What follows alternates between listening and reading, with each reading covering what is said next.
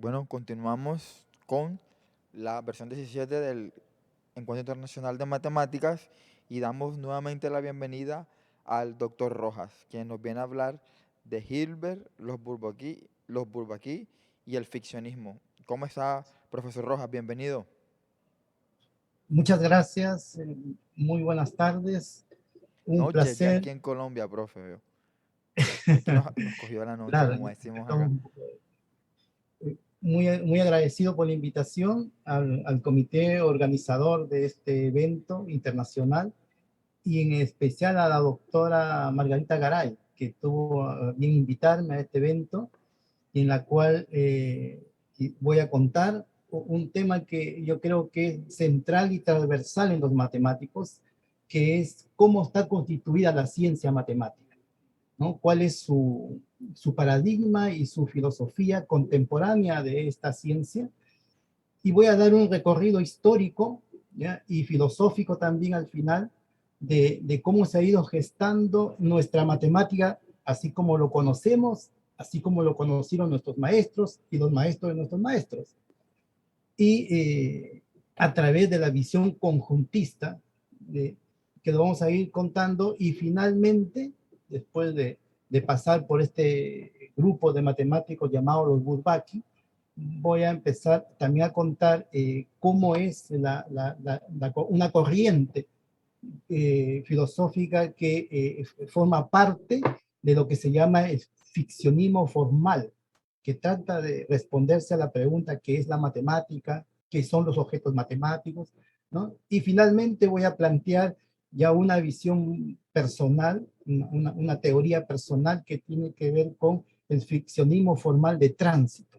Y lo voy a ejemplificar con un ejemplo concreto de cómo se va desarrollando los objetos matemáticos, qué características tienen y cómo va evolucionando a través del tiempo. Entonces, miren, mi presentación tiene varias partes. Voy a empezar con una introducción, la emergencia del enfoque conjuntista de la matemática, desde cuándo tenemos esa idea de que todo lo que se estudia en matemática, al final de cuentas, es simplemente teoría de conjuntos o categorías también ya desde el punto de vista más avanzado. Voy a contar del matemático David Hilbert, ¿no? El cerebro de todos los matemáticos, es una frase que realmente lo cataloga él como el ideólogo de toda nuestra formación matemática y de toda nuestra visión de cómo observamos la matemática en la actualidad, ¿no? Vamos también después a contar sobre el paradigma Bourbaki, que así lo llamo yo, el paradigma, porque realmente eh, la visión que tuvieron estos grupos de matemáticos franceses, bajo la idea de Hilbert incluso, eh, empezó a establecer una literatura matemática universal y que son los libros que nosotros nos hemos formado, ¿no? Bajo esa concepción, ¿no? Y finalmente vamos a hablar de ficcionismo formal de tránsito, que es mi filosofía particular de las matemáticas. Bueno, vamos a empezar entonces con la primera, la emergencia. ¿Cuándo empezó esto? ¿Cuándo empezó nuestra idea conjuntista que tenemos? Muchos piensan que a partir de Cantor, ¿no? Y la verdad es que Cantor lo que hizo fue cimentar una teoría de conjuntos, pero no, los conjuntos venían desde a mediados del siglo XIX. O sea, las primeras personas que están ustedes retratadas ahí en la diapositiva, fueron los primeros ideólogos de esta concepción de conjunto, ¿no? Y el primero que dio esta idea fue en el año 1854, a mediados del siglo XIX. A mediados del siglo XIX, el matemático Bernard Riemann, uno de los grandes matemáticos de la historia, lamentablemente murió bastante joven, ¿no? En una de las exposiciones que él hizo sobre la hipótesis en que se basa la geometría, ¿sí?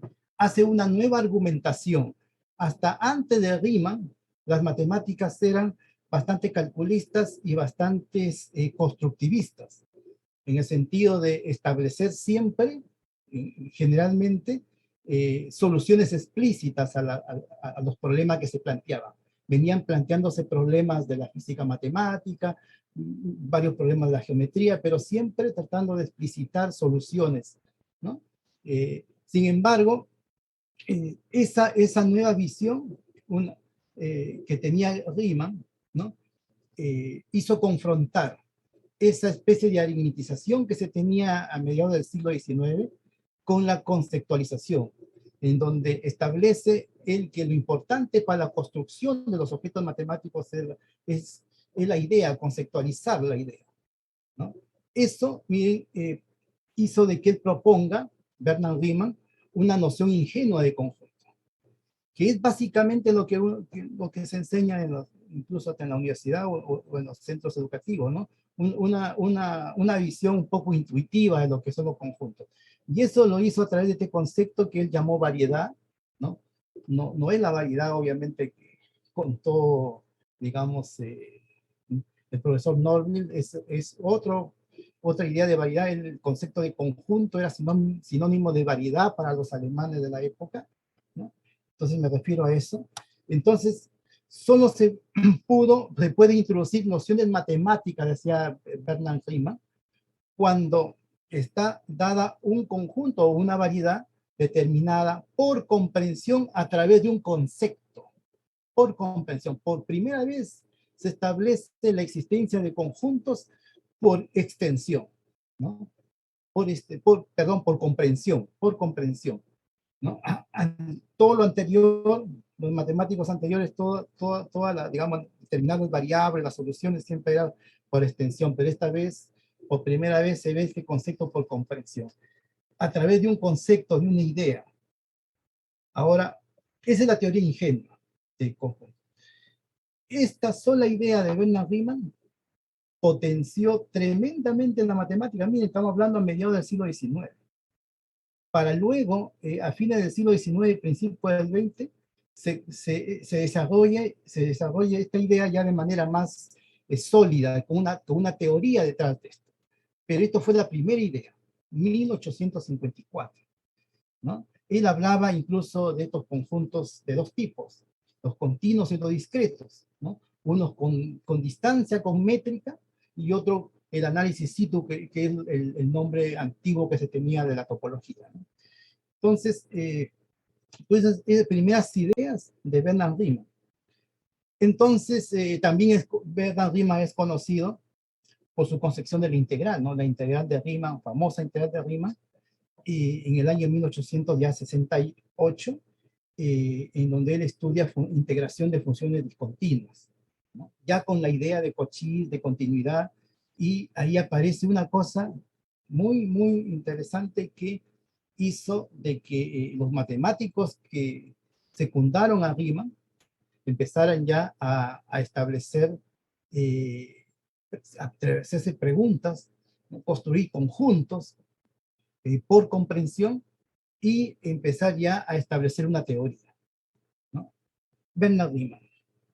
El otro matemático, incluso acá están los tres juntos, miren, ya no voy a ir hacia atrás. Este es Bernard Riemann, el primero, Richard Dedekind, famoso algebrista, finalmente George Cantor, ¿no? Entonces, vamos con Dedekind en este momento.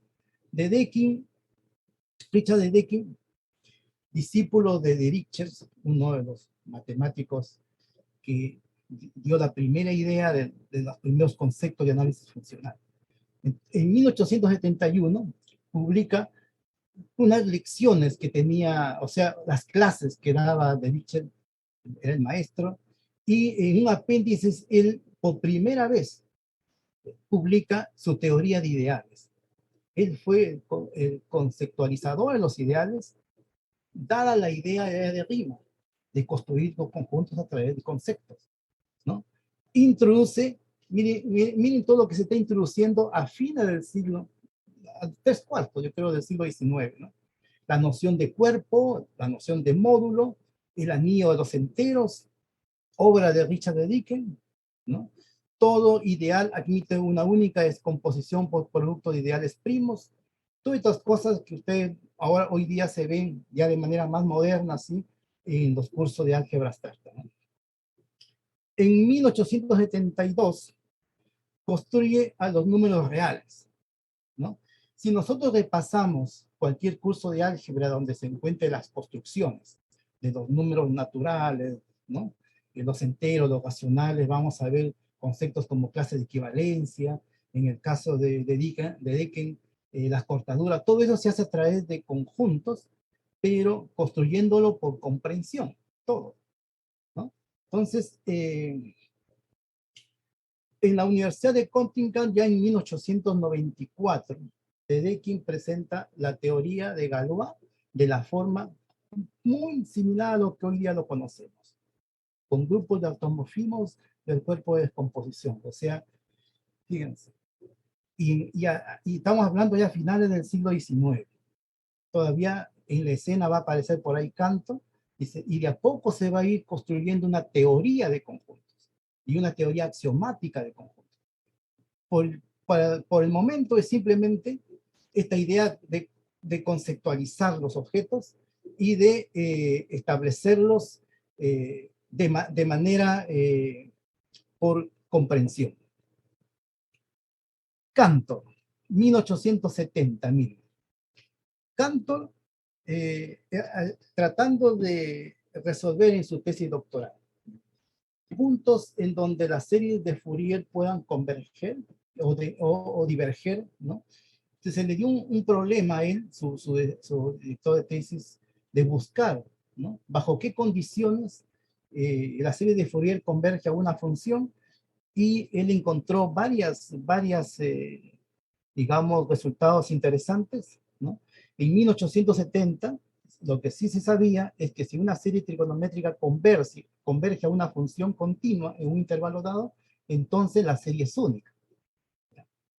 Entonces, Cantor ya establece ciertos conceptos, miren, que van a ir configurando lo que hoy día llamamos topología de conjuntos, basado siempre en esa teoría ingenua de conjuntos de Bertrand Riemann.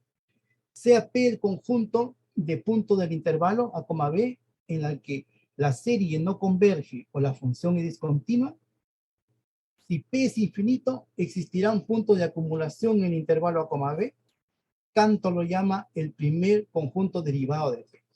Miren, ahí subrayemos la palabra punto de acumulación, un concepto de topología, ¿no? Un concepto que por primera vez en los años 1870 fue inventada por Josh Cantor, ¿no? Puntos de adherente, conjunto cerrado, todos esos elementos que configuran inicialmente la topología empiezan a quitarse. Por eso que Cantor lo que hace es establecer, introducirse tratar de buscar una teoría de conjuntos, ¿no? Los conjuntos de así como lo conocemos ahora ingenuamente ya venían desde mediados del siglo XIX. Entonces, estos conjuntos que inventó Cantor, estos conjuntos de puntos que inventó Cantor resultaron ser importantes, pues, no solamente para la teoría de integración, sino también para funciones, ¿no? Teoría de funciones. Cantor, ¿qué más hizo con esta nueva teoría? En 1873, miren, todavía a fines del siglo XIX, cardinalidad de los conjuntos infinitos. Probó dos resultados importantes que se ven en cualquier texto ahora de análisis real, que el conjunto de los racionales es numerable y no lo es R. Identificó los números trascendentes, fue el primero que empezó a entender la existencia de ese conjunto de números trascendentes, ¿no? Además que surgieron entonces, con este tema de conceptualizar los objetos para crear conjuntos, nacen estos teoremas de existencia, que no existían antes. Pues antes era una matemática más constructivista, ¿no? El matemático tenía que ver la serie, tenía que ver el ejemplo concreto, y eso es lo que quería, eso es lo que era la matemática. No se estaba pensando en buscar el conjunto de todas las funciones continuas que están definidas en un compacto. Esa idea, Bernard Riemann fue el primero que estableció este tipo de ideas. Y miren la trascendencia que tuvo, de tal manera que que se crearon una serie de conceptos, pero que al final, ¿no? Decantaron muchos de estos resultados en teorema de existencia. Y ahí hubo una disputa, ya desde el punto de vista filosófico, de que algunos matemáticos no creían digamos, en los teoremas de existencia, ¿no? Ahí hay una disputa en donde para algunos matemáticos no es suficiente que un teorema diga existe, sino que tiene que verlo, saber quién es, cómo se construye, cómo se llega a eso, ¿no? Entonces, pero los trabajos de Poincaré, Henri Poincaré, uno de los matemáticos, los últimos matemáticos universalistas, junto con Hilbert, ¿no? Un matemático que yo en lo particular admiro mucho por diferentes motivos, ¿no? Entonces, estudia, miren, teorema de representación de funciones analíticas, se generaliza la teoría de ideales también, y eso trae como consecuencia de que ya a fines del siglo XIX tenemos una matemática bastante ya rigurosa y con resultados ya bastante abstractos, ¿no? No hay que perder de vista que en esos años y principios del siglo XX se empezaron a gestar todos estos espacios abstractos, espacios métricos, después vienen los espacios de Hilbert, después de ellos los espacios de Banach, y todo eso, si uno lo observa bien, se hace por comprensión, ¿no? Esa idea. Ahora, esa idea, miren, entra un nuevo periodo de tratar de fundamentar estas ideas. Porque sucedió de que en esa rigurosidad aparecieron por esos años también ciertas paradojas en la matemática, ¿no? Paradojas conjuntistas, más que todo, ¿no? En algunos textos de historia de la matemática lo mal llaman la crisis de los fundamentos de la matemática, y en realidad no, en la matemática desde que se inició 5.000 años atrás nunca ha habido una crisis así como para que uno diga la matemática se va a venir abajo y se hay que refundarla. No es así, ¿no? Lo que sí hubo fue corrientes filosóficas que intentaron entender qué cosa es la matemática y sobre todo la epistemología de las matemáticas, cómo es el trabajo matemático en sí. Y en ese sentido, la teoría de conjuntos resultó ser un ente unificador de todo, ¿no? Entonces, pero ante ese trayecto ahora aparecen, miren, Zermelo, Abraham Franklin, ¿no? Y Kurt Gödel, que también voy a hablar un poquito de él. Sucede de que estos dos señores, los dos primeros, idearon una forma axiomática de poder establecer los axiomas fundamentales para que a partir de esos axiomas uno reconstruya toda la matemática de ahí en adelante, ¿no? Esa fue su gran labor, y eso en cualquier curso de fundamento en la matemática uno lo puede ver como la teoría de conjuntos Zermelo-Franklin, ¿no? Un tema axiomático de conjuntos. Pero vamos a ver cuáles son estas concepciones fundamentales de la matemática. Fíjense que Dedekind, ya a fines del siglo XIX, ya había afirmado que toda la matemática pura se reduce a conjuntos. Claro, porque venían influenciados de la idea de Riemann, venían influenciados. Eso es la primera idea, 1888. Entonces, el primero matemático que intentó reducir toda la matemática a la teoría de conjuntos fue Giuseppe Frege, Gottfried Frege, 1893, trabaja en este proyecto, ¿no?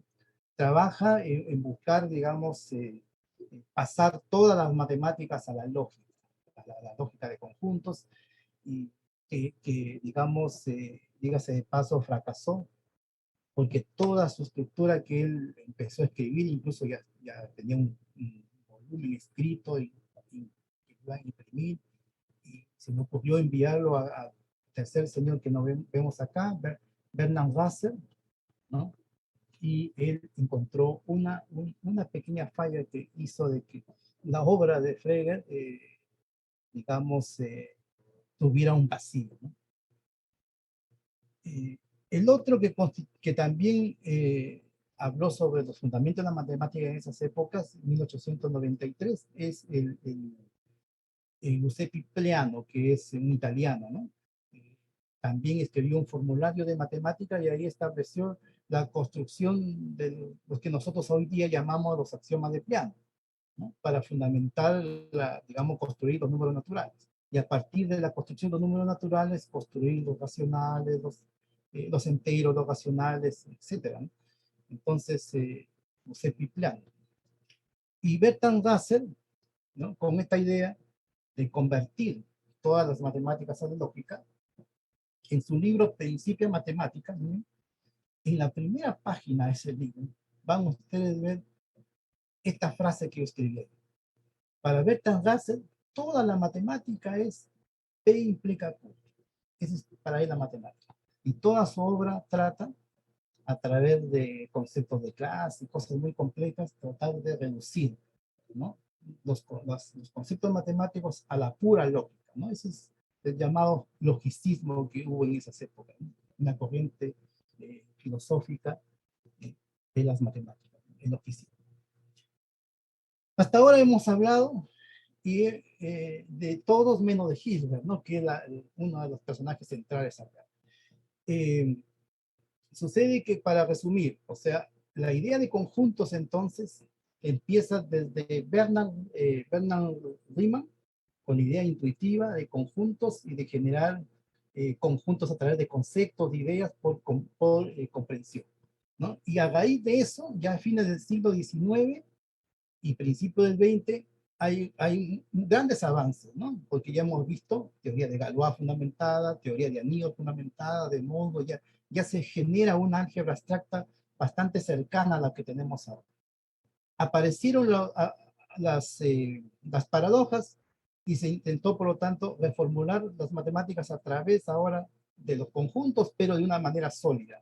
Para eso tuvimos a Zermelo y a Franklin, que lo hicieron, y basado en eso aparece Hilbert, uno de los grandes matemáticos del siglo XX, ¿no? La autoridad de Hilbert en esa época, de la gran escuela italiana de la Universidad de Göttingen de la época, donde estaban concentrados los grandes matemáticos del mundo, eran alemanes en esa época, hasta que vino la Segunda Guerra Mundial y desmantelaron todo ese departamento, ¿no? Pero Hilbert, miren, bajo su autoridad, bajo su filosofía también, de la forma como él concebía las matemáticas, sentó las bases de lo que hoy día llamamos el formalismo matemático. El formalismo matemático se ha convertido hasta nuestros días como nuestra gran forma de trabajar en matemáticas. Nos hemos olvidado de la historia, nos hemos olvidado de la filosofía, son temas que no le competen a un matemático actualmente. No necesita para investigar esos temas, o por lo menos eso piensa, ¿no? Miren, acá en 1926 Hilbert establece, bajo sus palabras, lo que él muestra su apoyo completo a la teoría de Kant.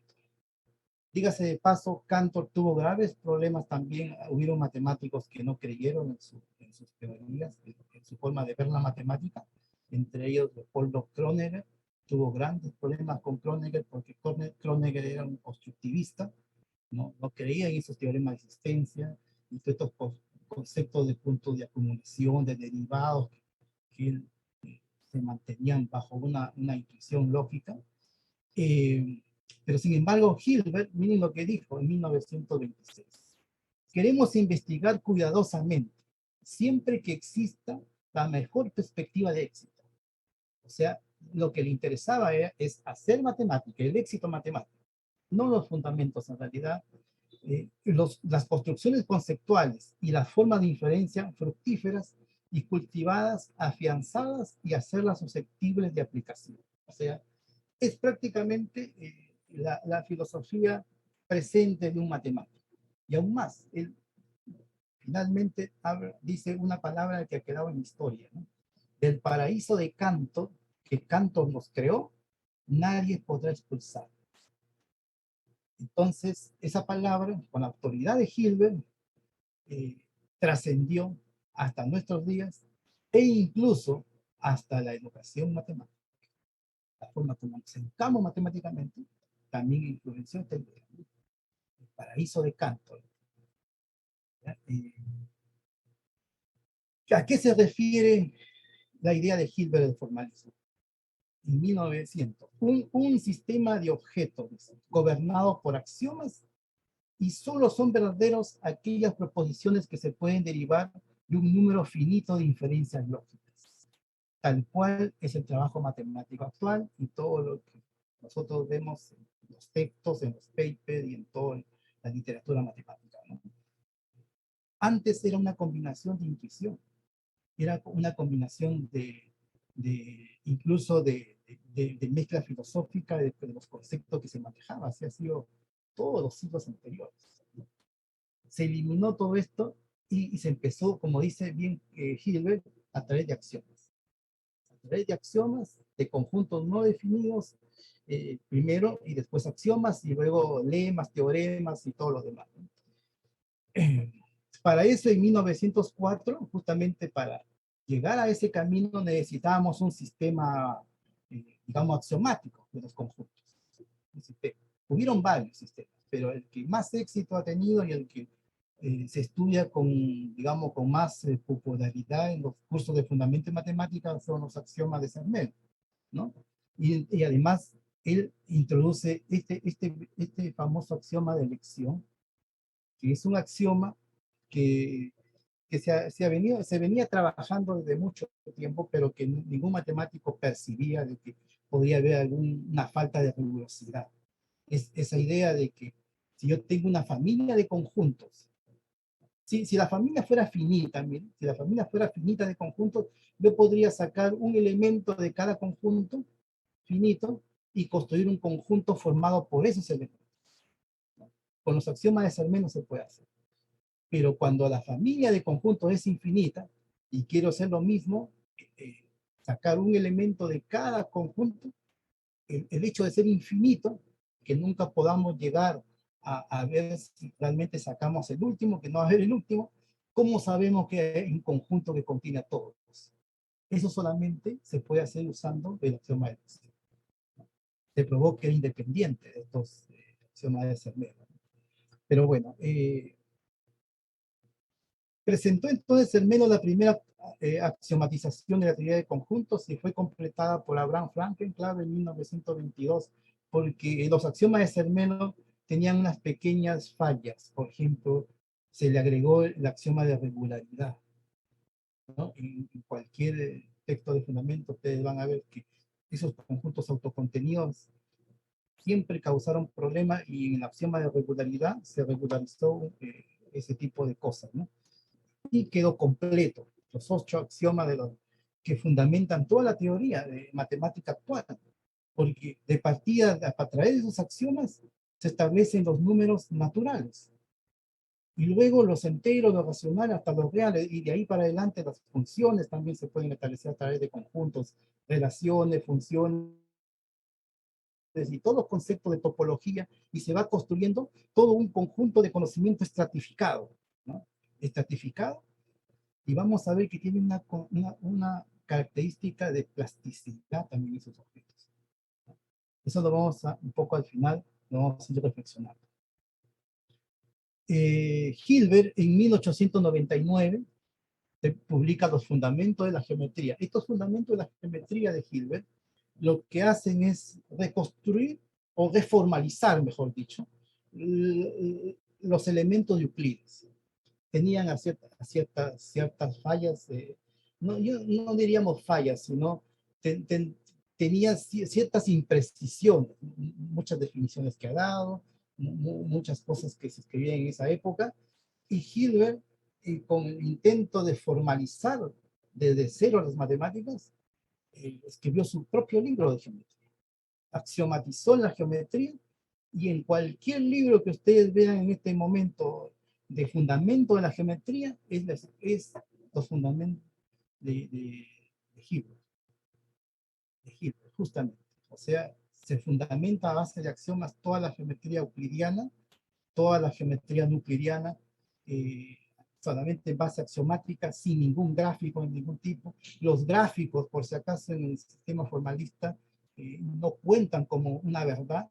Los dibujos que uno hace, o los geómetras que siempre hacen, ¿no? Ese tipo de cosas, eh, y eso lo mantiene los Bourbaki también, ¿no? Hay muchos libros que dicen geometría axiomática y no tienen ningún gráfico. No se necesita gráfico, porque todo se hace a través de conjuntos. Todo se define a través de conjuntos.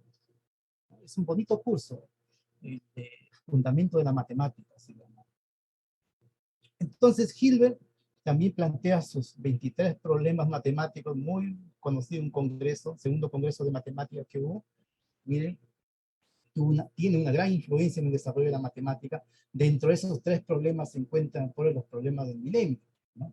La conjetura de Poincaré, la hipótesis de Riemann, el último teorema de Fermat, ¿no? Y varios otros problemas que han conducido a que muchos matemáticos se traten de resolverlo. Algunos se han resuelto, otros no, pero siempre pensando que con la idea formal.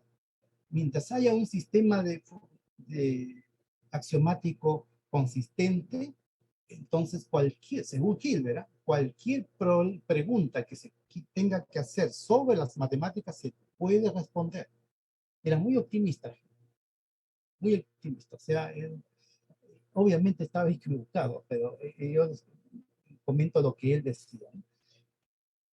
Las matemáticas se llevan a un lenguaje simbólico, ¿no? Mediante este formalismo, transformándolo en un conjunto de fórmulas a partir de axiomas. Eso es la matemática, que ustedes lo pueden ver en cualquier parte del mundo en este momento, ¿no? Esa es la forma como ahora lo vemos, ¿no? Vuelvo a insistir, siglos anteriores no era así la matemática. Había mucho de contar de cómo era en esas épocas. Pero este sistema formal que tiene que ser consistente, sin contradicciones, eh, ha tenido un éxito tremendo. ¿Por qué? Porque ha potenciado la investigación matemática como nunca antes en la historia. A partir de aquí, desde este momento, hacer matemática es relativamente, no diría fácil, pero sí se hace en poco tiempo. Un estudiante con una licenciatura y un doctorado directamente puede investigar sin mucha formación así de tantos temas. Basta meterse a un solo tema, a un sistema formal y trabajar en eso. Así es la matemática ahora, muy ultra especializada, producto del sistema formal, ¿no? Antes no, pues. Vean los papers de Newton, los papers de Gauss, los papers incluso hasta de Cantor, ¿no? Eran con mucha concepción filosófica, un poco de historia, o sea, era muy diferente el estilo incluso de redacción, de cómo uno presenta el contenido matemático, difiere opuestamente a lo que ahora nosotros, con nuestra economía del lenguaje, nuestra precisión presente, entonces oscurecemos un poco el contenido matemático. Sin embargo, apareció este joven, pues, Buck.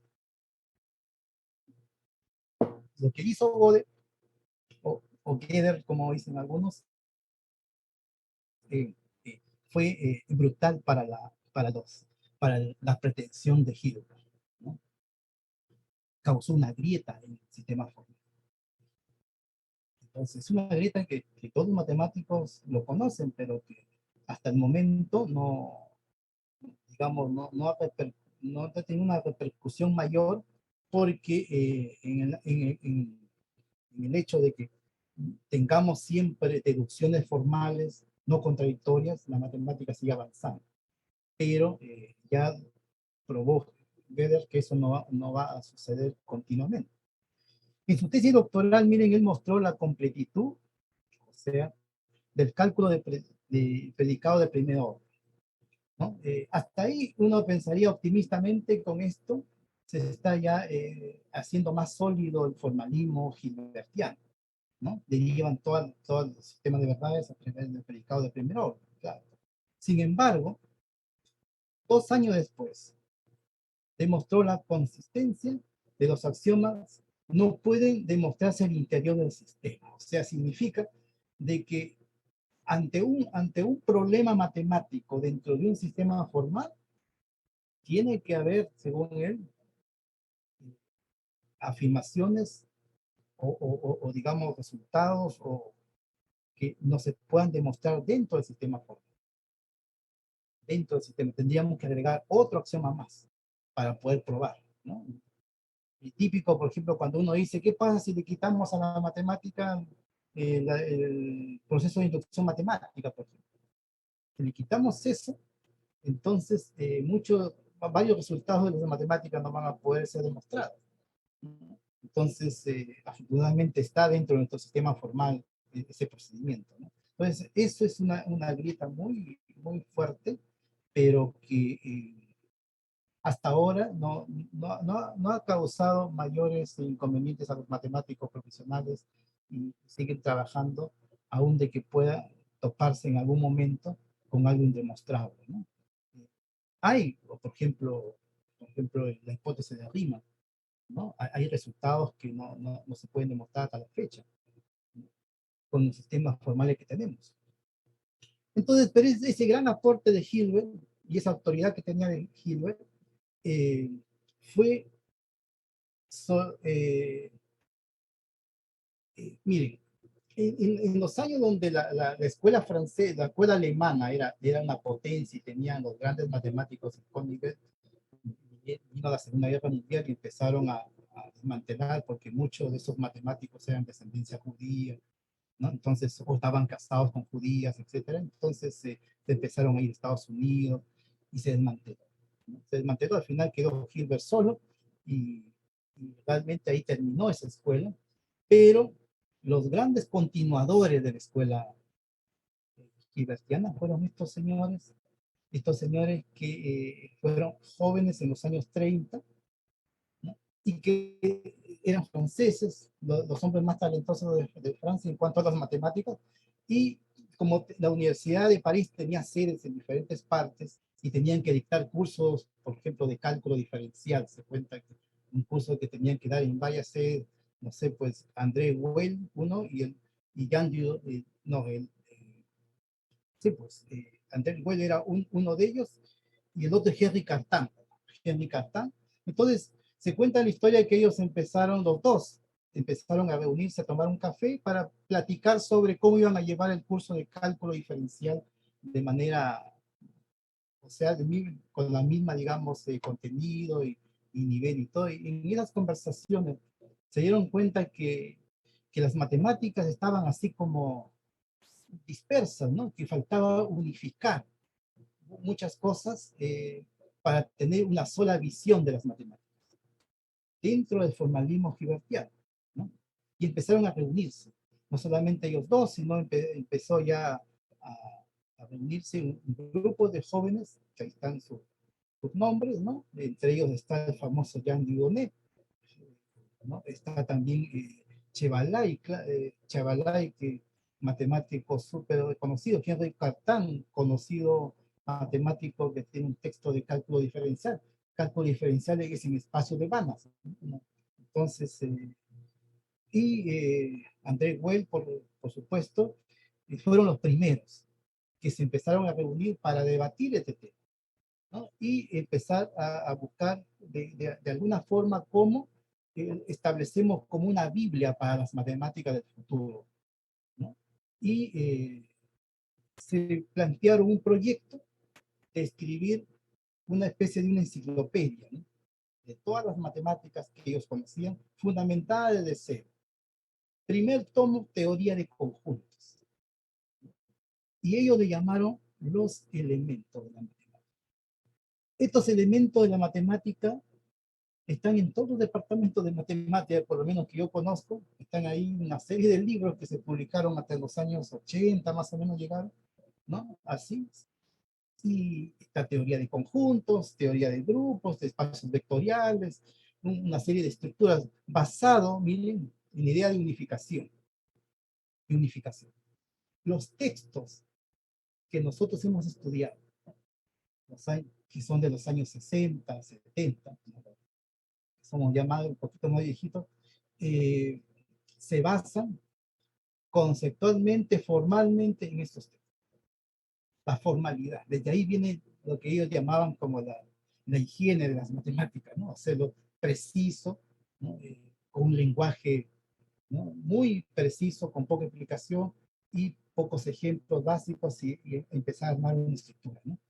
Los famosos libros de los elementos de, digamos, de Bourbaki. El Bourbaki es un nombre ficticio en realidad. Ellos se hacían llamar Bourbaki, ¿no? En honor a un general de una historia que podría contar en otra oportunidad, pero es por eso el nombre Bourbaki. No, no es porque alguien de ellos se llama Bourbaki o alguien tuvo un liderazgo que quiso que se llame Bourbaki, no, no fue así, pero los textos se escribían bajo esa, digamos, autoría, ¿no? Generando, miren, para el futuro un paradigma, porque en la actualidad ningún matemático se atrevería a salirse de estos parámetros. Lo que sí pasaba en los siglos anteriores cuando había filosofía. Ninguno. O sea, todos estamos cuadrados con la escuela burbaquiana, ¿no? Todos y todas, ¿no? Bajo esta perspectiva unificadora y gibertiana, la matemática como edificio unificado bajo el cimiento de la teoría de conjuntos, ¿no? Se basaron las primeras páginas del primer libro de conjuntos de Bourbaki, se basaron en el sistema axiomático de Zermelo-Franck y empezó a construirse la matemática. Estratificación del edificio matemático en términos de estructuras, ya de redes, de objetos, que se llaman sistemas, ¿no? Pero en matemática le llamamos estructuras, y ellos clasificaron en tres grandes estructuras, ¿no? Las algebraicas, las de orden y las topológicas. Toda estructura matemática está encajada en estas tres características que se, que se puede interconectar, obviamente. Ya vamos a ver un ejemplo.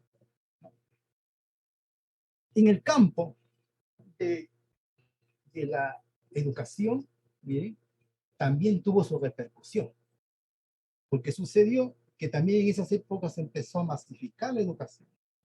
Entonces había que enseñar una matemática para todas las personas. Ya empezó la educación no ser tan elitista como era en esas épocas. Entonces, ¿cómo se debía enseñar las matemáticas? Los profesores de esa época pues dijeron, los matemáticos tendrán que decirnos. Y convocaron quiénes los grandes matemáticos franceses, pues, entre ellos Dieudonné, ¿no? Que en 1959, en un congreso para profesores de matemática, eh, dijo su frase que quedó para la inmortalidad, ¿no? Abajo Euclides. O sea, ya no estudiemos Euclides, ya no estudiemos ni la historia, mucho menos la filosofía, y empezamos de bases sólidas, modernas, a través de las estructuras algebraicas, a través de la abstracción, y hagamos una matemática moderna para los jóvenes. ¿Qué trajo como consecuencia? Ustedes pueden ya darse cuenta la gran crisis que se vive de la enseñanza de las matemáticas. Entonces, en 1945 nace la teoría de categorías, que es algunos lo consideran como una concepción mucho más avanzada que los conjuntos, ¿no? Pero en realidad es una axiomatización de diversas estructuras matemáticas en una sola, claro. Ya la idea de que, por ejemplo, eh, todos los grupos se constituyen en una sola, en un solo elemento que le llaman la categoría de grupos. Los espacios topológicos, por otro lado, conjunto de espacios topológicos, todo, por comprensión de nuevo, llamarse la categoría de los espacios topológicos, ¿no? Siempre y cuando entre ellos tengan un morfismo, ¿cómo se llama? Una especie de conexión entre un espacio y el otro, ¿no? Y empezar a hacer una teoría de eso, ¿no? 1945, ya estábamos a ese nivel, ¿no? Ahí es muy conocido Göttinger, uno de los grandes matemáticos del siglo XX, ¿no? Con este tipo de teoría. Entonces, miren la repercusión, primero de la idea de Riemann, después los aportes de Deakin, después viene Cantor, Hilbert, y ahora estos señores que dieron, digamos, la solidez a las matemáticas que tenemos ahora, ¿no? Con este enfoque. Ahora, eso es la matemática. Vamos a hablar ahora del ficcionismo. Hemos hablado del formalismo, hemos hablado del logicismo, nos faltó hablar del intuicionismo, que es otra de las corrientes filosóficas digamos, Brouwer y Poincaré eran sus defensores. Voy a hablar del ficcionismo, que es lo que quisiera yo al final de esta charla, dar una idea de cuál es la concepción personal de matemáticas. Después de haber hablado de dos concepciones que me he basado para eso, ¿no? Primero, es un poco de responderse sobre la ontología de las matemáticas. ¿Qué cosa es la matemática? ¿No? Hasta ahora lo que hemos visto es un conjunto de sistemas formales, ¿no? Axiomatizados, como la idea wolfackiana o hilbertiana, ¿no? De términos no definidos, axiomas, lemas, teoremas, etcétera, un edificio así, ¿no? Hasta este momento eso se va a asociar ahora con esta idea que viene ya del lado de la filosofía, ¿no? Entonces, se habla de tres modos de existencia en cuanto a ontología de objetos, ¿no? Una existencia material, por ejemplo, el cielo, la tierra, no sé, los árboles, todo lo que existe que pueda ser percibido por sentidos, ¿no? Incluso por los no sentidos, o sea, por ejemplo, la gravedad, ¿no? También se puede considerar así porque interactúa con nosotros. Hay una existencia formal que según, digamos, la filosofía científica están dentro de esos objetos matemáticos, y hay una existencia ficcional que está cognitivamente en el ser humano, que es capaz de pensar y cosas inexistentes, que no existen en la realidad material, ¿no? Entonces, para esta corriente filosófica, los objetos matemáticos son ficciones, no existen. No existen. ¿Dónde están?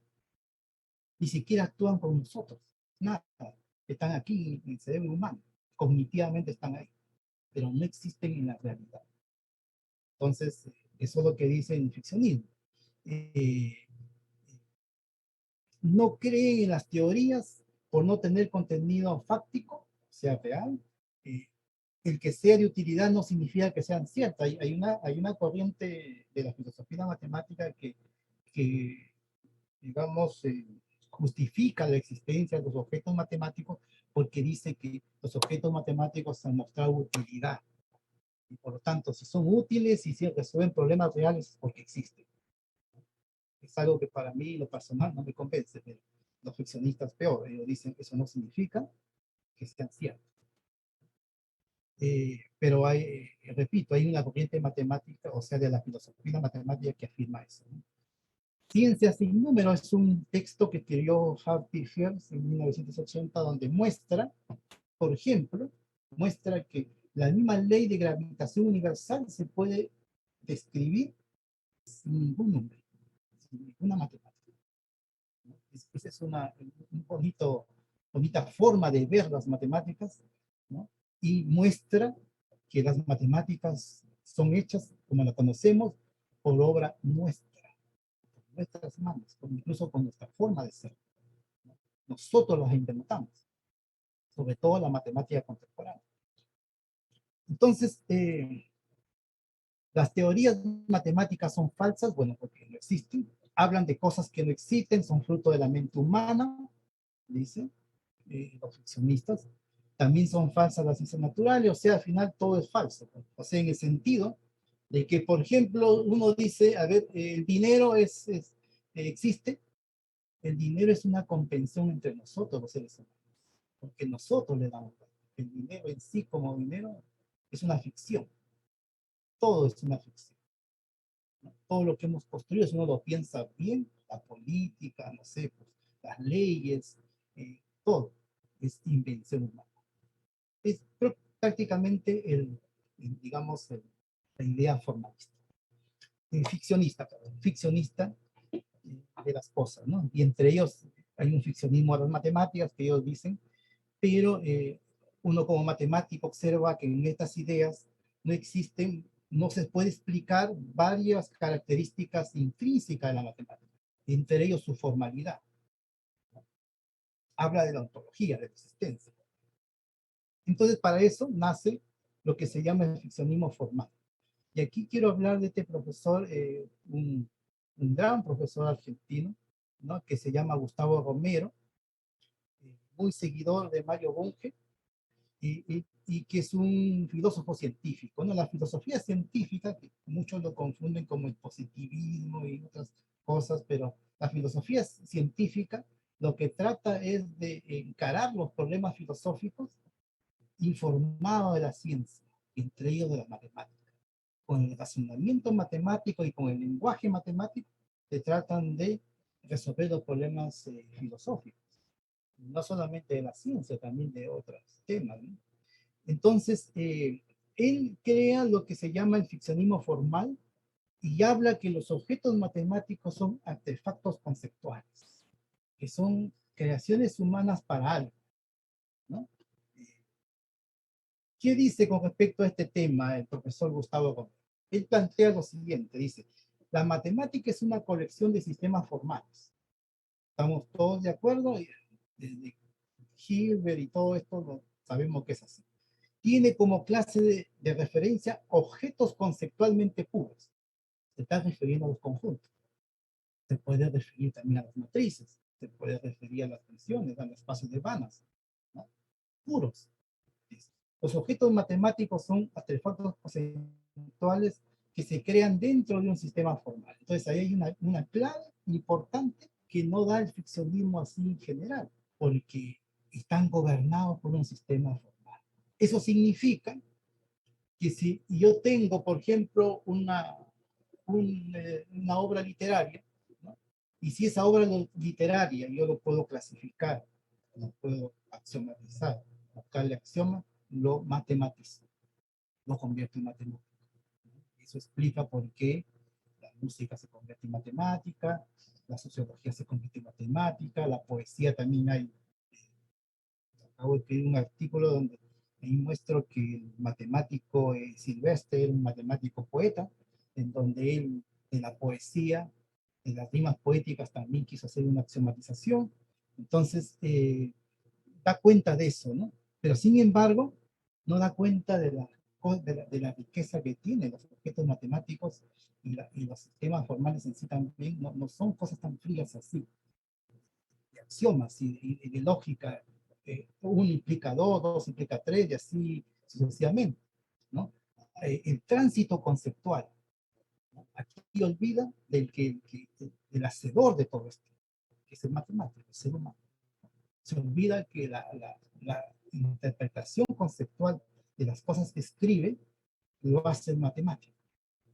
No, los sistemas formales están en un papel, papel. Si no hay cerebro matemático, el papel, ese papel es como cualquier papel. No existe la matemática sin el cerebro matemático. Entonces se olvidan mucho de estos filósofos, se olvidan de eso, ¿no? Entonces tampoco habla de que hay una estratificación en las matemáticas contemporáneas y en toda la matemática, ¿no? Desde Euclides hacia adelante. Todos los conceptos matemáticos se reducen a conceptos más básicos, más básicos, más básicos, hasta llegar a los conceptos no definidos. Así, es estratificado. Entonces, el ficcionismo formal, una visión que tiene el profesor Gustavo Romero, y él ha publicado recién un libro en Springer que se llama Filosofía Científica, que yo lo recomiendo bastante. En uno de los capítulos justamente habla del ficcionismo formal y matemática, ¿no? Un capítulo donde él define qué es un sistema formal, qué es un objeto matemático, lo define de manera así lógica, formal. Muy, muy interesante, ¿no? Pero como repito, tiene esa limitación bajo mi punto de vista de no dar cuenta de otras características que le dan una riqueza conceptual. Pero aquí presento el profesor Fernando Samaria, ontología de tránsito, un profesor brillante, en realidad colombiano, deben conocerlo. En Colombia, un profesor brillante, eh, un filósofo de la matemática contemporánea. Él habla de la ontología transitoria, de Alain Badiou. ¿Qué dice el profesor Samalea? Dice, no existe un objeto matemático universal, o sea, por ejemplo, el conjunto, ¿ya? Y absoluto. sino que existen redes que evolucionan insensablemente de los demás a medida que se conectan con otros universos de interpretación matemática. O sea, está dando una concepción bastante cercana, ¿no? De cómo se comporta el pensamiento matemático. En ningún momento habla de formalidad. Después dice, la matemática se encuentra en pleno tránsito y evolución, donde el objeto matemático es relativo respecto a un ámbito. Claro, o sea, si yo estoy trabajando, no sé, pues, números reales, el producto es conmutativo. Si estoy trabajando en matrices, el producto no es conmutativo, o sea, depende de un ámbito, digamos, una geografía, ¿no? Y con respecto al momento de la evolución de ese ámbito, claro, antiguamente teníamos el teorema de Pitágoras en el plano euclidiano, y después, a mediados del siglo XIX, tenemos el teorema de Pitágoras, digamos, en la esfera, en la geometría hiperbólica, y va, digamos, evolucionando, ¿no? Un ámbito. Habla, pero no habla del sistema formal que lo gobierna. Habla así de manera bastante general, muy interesante su planteamiento, pero yo creo que se puede mejorar, ¿no? La ontología transitoria, que va transitando y va evolucionando en el tiempo, no da una caracterización formal de los objetos matemáticos. Aún más, para el profesor Samalea, esa pregunta, ¿qué es el objeto matemático? ¿Dónde está el objeto matemático? ¿No? Son preguntas más planteadas. Entonces, yo creo que esas son preguntas ontológicas básicas que hay que responder. No se puede decir que están mal planteadas. Pero bueno, esa es la opinión de él.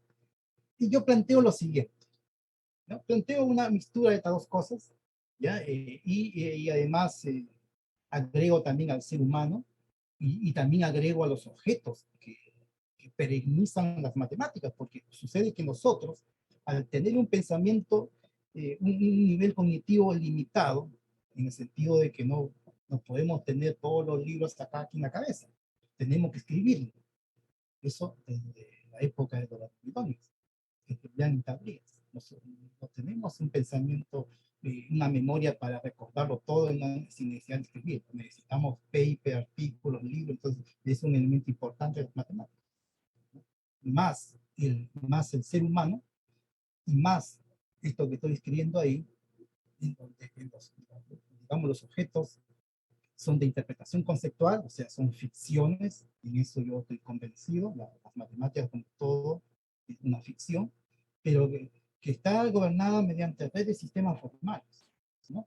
Podemos tener geometrías no euclidianas, podemos tener análisis no euclidiano, análisis no estándar, o sea, son sistemas formales que incluso se pueden conectar entre sí. Están estratificadas, son sistemas formales estratificados, y se conectan para ampliar su riqueza conceptual. Eso es mi definición. Esencialmente no tiene compromiso con la realidad. Y ahí hay un concepto que podría dar para una charla mayor, porque sucede que el decir que es ontológicamente neutra, eh, muchos podrán plantearse entonces por cómo las matemáticas dan cuenta de la realidad, que son neutras. Justamente por ser neutras, el ser operatorio, nosotros somos los que adaptamos los objetos matemáticos a la realidad. No es que la matemática se aplica o la matemática, digamos, da cuenta de la realidad. No, somos nosotros los que idealizamos la realidad y por acá tenemos los objetos matemáticos y los hacemos isovalentes para poder dar cuenta de esa realidad idealizada. No es exactamente la realidad. Ese es un tema bastante para discutir, ¿no? Y hablo del ser operatorio que es el matemático, nosotros, ¿no? Son los que inventan los objetos matemáticos dentro del sistema formal, ¿no? Y inventa los objetos, pero una vez que usted tiene el objeto, inventa, no sé, pues un espacio compacto, por decir, lo define y después empieza a descubrir qué propiedades tiene, ¿no? ¿Qué contraejemplo puedo encontrar? O sea, hay un tema de descubrimiento, de descubrir propiedades que tiene ese objeto que están construyendo, ¿no? Y eso amplía la riqueza conceptual. Eso es lo que es el matemático, ¿no? Uno de los elementos para definir la matemática está en los sistemas formales están los objetos que perennizan eso. Son tres elementos que interactúan. No puede uno, si uno le quita los libros y los papers, nosotros nos quedamos, pero solamente con los pocos conocimientos que tenemos en la cabeza, ¿no? Se perdería la gran cantidad de matemáticas. Si uno le quita, no sé, pues al ser humano no existe nada. O sea, todos los libros serían igual que ver no sé, una planta. No habría ninguna diferencia si no hay alguien que lo interprete. Yo quiero dar un ejemplo con esto, ¿no? Porque yo hablaba acá que son sistemas formales que se van, digamos, ratificando y que se van conectando. Voy a dar un ejemplo formal rápidamente. Por ejemplo, cogí este ejemplo que un poco lo conozco más de cerca, ¿no? Por ejemplo, yo cogí este teorema. Este teorema de Stone-Beister, que es conocido por todo el mundo, ¿no? De 1885, que dice que toda función continua es aproximable por algún polinomio. Ahí está estratificado. Si uno quisiera analizar esto, va a llegar hasta lo que es un número real, ¿no? Para empezar a entender eso, ¿no? Está totalmente estratificado. Pero aquí va el hecho de que tenga evolución y tránsito. En el hecho de que esto transita en la historia, en el tiempo, y se generaliza. Empieza digamos, a crecer, ¿no? Y aparece el teorema de Stone-Beister, en donde ya los conceptos, no sé, pues las características internas que tiene el polinomio, ahora se establecen ya como, digamos, punto de separación, contiene funciones constantes, o sea, ya se va ampliando la riqueza conceptual ya en 1935. Luego, luego, ¿qué pasa si X es compacto? No es compacto, perdón, porque nosotros sabemos que el teorema de Stone-Beister es para funciones de soporte compacto, ¿no? Entonces, si le quito hipótesis, empiezo a seguir evolucionando en el tiempo, ¿no? Seguir, hay teorema de Hewitt, que como ustedes ven ahí, generaliza un poco el mismo teorema de Weierstrass para espacios no compactos. ¿Bajo qué condiciones existe densidad? Esas preguntas conceptuales lo hacen matemático. Los sistemas formales están bajo nuestro dominio y nosotros también bajo el dominio del sistema formal. No podemos inferir cualquier cosa que se salga del sistema formal. Él nos da las reglas y nosotros bajo esas reglas actuamos. Y de acuerdo a lo que nosotros creemos que eh, necesario para responder una pregunta, ¿no? Actuamos, ¿no? Y eso, bajo esa pregunta, por ejemplo, que me hago, se inventan otros conceptos. Ya la separación de puntos se extiende a completamente separables, se separa completamente conjunto LB, o sea, ya empieza a crearse ya por comprensión conjuntos, ¿no? Conjuntos que van a dar al final cuenta de que se busca lo mismo, es un problema de densidad, va creciendo, digamos, la riqueza conceptual de los objetos matemáticos, ¿no? Aparecen nuevos conceptos que simplemente, un ejemplo para que te den una idea cómo va evolucionando. ¿Qué pasa si X es para compacto, localmente compacto, ¿no? ¿Qué pasa? O casi compacto, como decía el profesor en la mañana, que tuvo muy excelente su práctica del profesor. La álgebra topológica, por ejemplo, es de este tema, ¿no? Entonces, esas preguntas se van uno haciendo como matemático y se va ampliando la riqueza conceptual. Hay tránsito y evolución continua en el trabajo matemático. Tránsito y evolución continua. Y así podemos seguir. Y ese es el trabajo del matemático. El matemático es esencialmente un investigador, ¿no? Un creador de objetos. Ahora, ¿dónde están las redes conceptuales que se hablaba, ¿no? Por ejemplo, miren, las famosas álgebras de homologías. Este es un ejemplo. Obviamente que hay muchos ejemplos que conectan una cosa con otra, ¿no? Yo he visto conexiones, pero que pareciera de un mundo y después en el otro mundo lo llaman parecido. ¿Por qué? Porque esencialmente tienen las mismas propiedades, ¿no? Y empiezan a conectar mundos. Ahí tengo redes conceptuales y así puedo, a través de esas redes conceptuales, generar otra red conceptual encima de eso. En este caso son grupos de homología, ¿no? Y entablar conexiones. Esa es la riqueza que tiene esencialmente las matemáticas, ¿sí? Actuales. En cuanto a conexión, miren, ya para terminar, ¿ya? Estoy mostrando acá, voy a mostrar un ejemplo en cómo estas conexiones que se dan a veces, muchas veces para resolver problemas sensibles. Por ejemplo, el último teorema de Fermat, un enunciado elemental que lo podía entender el enunciado, cualquier chico de básica, de primaria, se puede entender, pero ¿no? Solucionar esto requirió toda la matemática contemporánea, todas las conexiones de representación de Galois, la conjetura de Takayama de Shimura, o sea, una serie de elementos abstractos, pero que dan cuenta de cómo la matemática va evolucionando a través del tiempo y se va interconectando, ampliando su riqueza conceptual. Y acá doy un ejemplo en cómo un problema sencillo, como la conjetura de Korjak, ¿no? Problema que también se le llama el problema 3x más 1, ¿por qué? Porque hace una conjetura. Y uno lo puede comprobar fácilmente esto, ¿no? De que si tuviéramos cualquier número entero positivo, y eso va a conducir a 1 necesariamente mediante el siguiente algoritmo. Si n es par, ¿no? Si que yo tomo es par, lo reduzco a la mitad, ¿no? Voy a reducir a la mitad, y cuando n es impar, lo multiplico por 3 y le sumo 1. Al hacer eso para cualquier número entero, ¿no? Finalmente va a caer, miren, en este bucle, ¿no? Va a llegar al 1 y va a regresar al 1 de nuevo, después 4, 2, 1, 4, 2, 1, 4. O sea, uno lo puede verificar millones de veces, pero hacer una demostración ya matemática de esto, miren a qué conexión va a generar, ¿no? Para n igual a 11, por ejemplo, acá lo hice yo, para n igual a 11, ¿no es cierto? Como es impar, tendríamos que tener 3 multiplicar por 3 y sumarle 1, 34, 34 es par, queda 17, 17 es impar, entonces lo multiplico por 3 y le sumo 1, queda 52, y así, miren, hasta llegar de nuevo al 1, regreso al 1, todo. Esa conjetura, Terence Centavo, un gran matemático, medalla Fields y también ganador de las Olimpiadas, una persona, ¿no?, de alto nivel, ha demostrado que es casi cierta para todos los números, casi cierta. ¿Cómo lo hizo?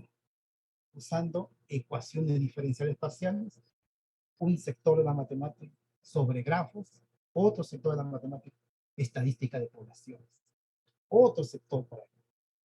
Conectó cosas para lograr afirmar que es casi cierta, casi todos los números están conectados. No me cabe ninguna duda de que si no es él o es otro matemático, lo va a resolver conectando otros mundos conceptuales y va a generar, digamos, el conocimiento matemático, la riqueza del pensamiento matemático de esto, las ideas, no de lo formal. Bueno, quisiera agradecerles, finalmente quisiera invitarles a que visiten mi página de Facebook, Un Matemático Humanista. Ahí están todas mis, digamos, artículos periodísticos que para todas las personas que quieran nutrirse un poco de la historia de las matemáticas. Y muchas gracias, pues. Espero que haya alguna pregunta. Gracias.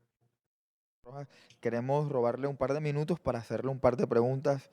Sí, La sí. primera es, ¿qué posible explicación tiene el hecho de que los matemáticos antes de Cantor no pudieron llegar antes que él a ver conjuntos infinitos mayores que los enumerables? Los matemáticos antes de Cantor, no escuché lo último.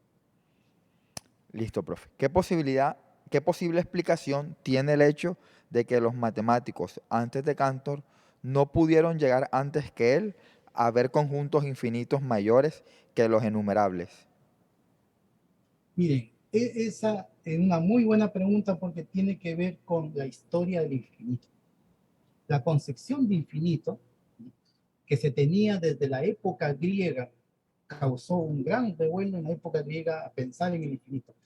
Hasta, hasta antes de Riemann, todos esos matemáticos que hemos contado, los matemáticos generalmente concebían a lo que se llama el infinito potencial. O sea, aquel objeto matemático que se puede ir generando a través de otro Por ejemplo, los números naturales, uno puede decir uno, dos, tres y generarlo así, pero desde la época griega no era posible pensar en los naturales como un todo. Eso le llamaban actual, ¿no? En como un todo. O sea, eso ni Newton ni los matemáticos del siglo XVIII concebían hablar del infinito como un todo, porque pensaban que ese todo solamente lo tenía Dios. Era muy religiosa, ¿no? La electricidad se ha perdido ya con el formalismo y los matemáticos.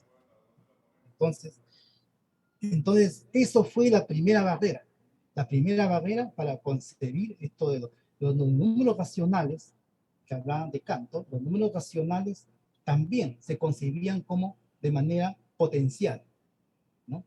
Entonces, lo único que hizo Cantor en ese momento fue mostrar que esencialmente tenían la misma cantidad de elementos que los números naturales hacían una biyección, ¿no?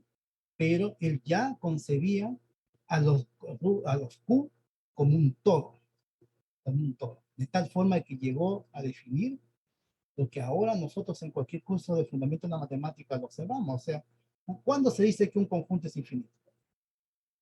Cuando tiene un subconjunto, ¿no es cierto? Equipotente, ¿no? O sea, que tiene subconjunto que tiene la misma cantidad de elementos que el conjunto grande. Ese es el concepto esencial. No se tenía antes de Cantor eso, ¿no?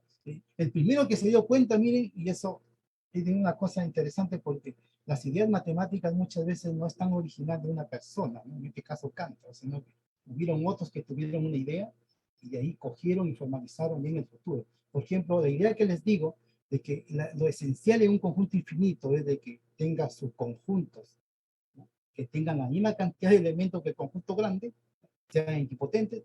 El primer ejemplo dio Galileo. Galileo cogió los números naturales y cogió los pares, y él visualizó que entre los pares y los naturales tenían una correspondencia binómica, a pesar de que los pares están contenidos en los naturales, ¿no? Esa idea que fue así para ese tipo de cosas fue la esencia de que después se recogió esa idea y se dieron cuenta que eso es lo esencial en los números infinitos, en los conjuntos infinitos. Y ahí, naturalmente, al momento de tener conjuntos infinitos, ¿no? Como los naturales, y después tener también a los reales, que también ya se había probado la existencia de los números reales. Entonces la pregunta normal de esa época es decir, ¿cuál son infinitos? ¿Habrá alguna forma de ver quién es más grande que otro? Y ahí aparecen la hipótesis continua. Eso es esencialmente, digamos, la razón, ¿no? La, la, la influencia aristotélica del del conjunto potencial, de no pensar en un conjunto, digamos, actual, pensar en todo, que nosotros lo aceptamos, haga la redundancia, de manera teórica, porque hasta ahora yo no sé si hay algún ser humano que pueda pensar en una recta infinita. Natural es así, pensarlo como si yo viera un cuadro y ahí están todos los conjuntos de los mundos naturales. Lo aceptamos, ¿no? ¿Por qué? Porque nuestra limitación cognitiva. Nuestra condición cognitiva que hace de que esas representaciones que tenemos acá lo plasmemos en una pizarra, en un papel, en una notación. Y pasa a eso trabajar. No sé si hay otra pregunta. Sí, doctor Rojas. Y la segunda pregunta es, ¿cree usted que un matemático en la actualidad pueda crear tantos resultados tan importantes como los que ha mencionado? Por supuesto, no me cabe ninguna duda. Y aún más, yo diría que en la actualidad eh, los newton de antes ahora están multiplicados, ¿no? Los cantos de antes ahora están multiplicados en diferentes partes. Lo que pasa es que no, está pasando dos cosas que uno observa desde la perspectiva, digamos, de la filosofía, ¿no? Contemporánea y la matemática. Observa, primera cosa, que con este formalismo se está, digamos, expandiendo la matemática de manera increíble. Ya en el año 2000 se cuenta que se hacían 200 teoremas diarios. En el año 2000, yo no sé exactamente cómo estará hoy día, diarios en todo el mundo. Entonces ya no existe una persona que lo pueda saber todo o abarcar una buena parte de las matemáticas, ¿no? Eso terminó ya con Hilbert, terminó con Poincaré en esas épocas. se expandió demasiado. Pero cada cosa que se hace, la gran pregunta que uno debe hacerse ahora es ¿qué tan importante es? ¿Quién podrá decidir una cosa así? Pero lo que sí estamos seguros y lo que observamos nosotros, que los grandes matemáticos del mundo, cuando se reúnen en congresos internacionales, entregan premios cada 4 años donde haya fin. Ahora tenemos los premios Sabin, y cuando uno empieza a estudiar a estos jóvenes matemáticos, cuáles son sus aportaciones, va a encontrar usted conocimiento de diferentes áreas interconectadas. O sea, es una cosa muy fabulosa. Esos son los Newton de ahora, esos son los científicos de ahora, ¿no? Cuando las medallas, o sea, el premio Abel, por ejemplo, ¿no? Uno revisa unos, entonces va a encontrar toda una trayectoria en donde, digamos, ha llegado la matemática a un nivel súper avanzado, pero el resto de matemáticas se trabaja así, más como pequeñas ventitas que se van encontrando, ¿no? Picando, picando, picando, ¿no? No hay una cosa grande, contundente. Eso está siempre reservado para los grandes matemáticos que hay en este momento y que no me cabe ninguna duda que van a haber en el futuro. Así que mi admiración para todos los matemáticos. Bueno, doctor Rojas, queremos nuevamente agradecer su participación. Muchísimas gracias por hacer parte de la versión número 17 del Encuentro Internacional de Matemáticas. Muchísimas gracias. Muchas gracias a ustedes. Un abrazo cariñoso a todos los colombianos y colombianas y todos los que me han escuchado. Así que cualquier cosa estoy a su servicio. Ustedes ya tienen mi página de contacto para cualquier información adicional de las cosas que he conversado y seguir en contacto. Pues un abrazo cariñoso para todos y bueno, buenas tardes. Muchas gracias, doctor. Que tenga buena noche. Gracias, muy amable. Bueno, hemos llegado al final del primer día del Encuentro Internacional de Matemáticas en su versión número 16. No sin antes recordarles e invitarlos mañana en punto de las 8 de la mañana porque será una jornada especial donde a primera hora tendremos un homenaje al doctor Jorge Luis Rodríguez Contreras. Buenas noches. Conocí al profesor Jorge Rodríguez en 1978 cuando asistimos a un congreso de matemáticas en Bucaramanga. A él lo envió la Facultad de Educación y a mí la Facultad de Ingeniería. En él encontré un amigo fiel que siempre me dijo las cosas de frente y me defendió a mis espaldas. Inteligente, sincero, responsable, generoso, en fin, contaba con muchos valores que lo puso al servicio del programa de matemáticas y de este congreso. Jorge, hoy no está físicamente entre nosotros, pero para siempre te recordaremos y tu memoria crecerá con el tiempo, así como crece la sombra cuando el sol declina. Me voy a referir a Jorge Rodríguez, el ser humano, un magnífico ser humano, un maquillero,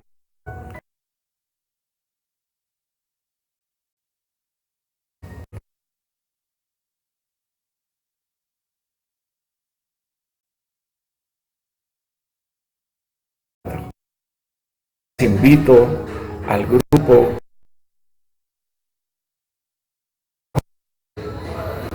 hay que materializar el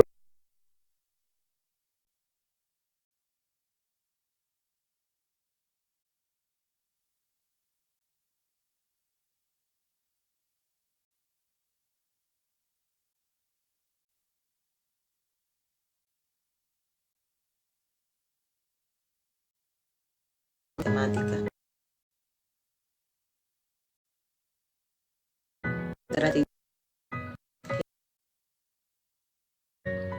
Para todo.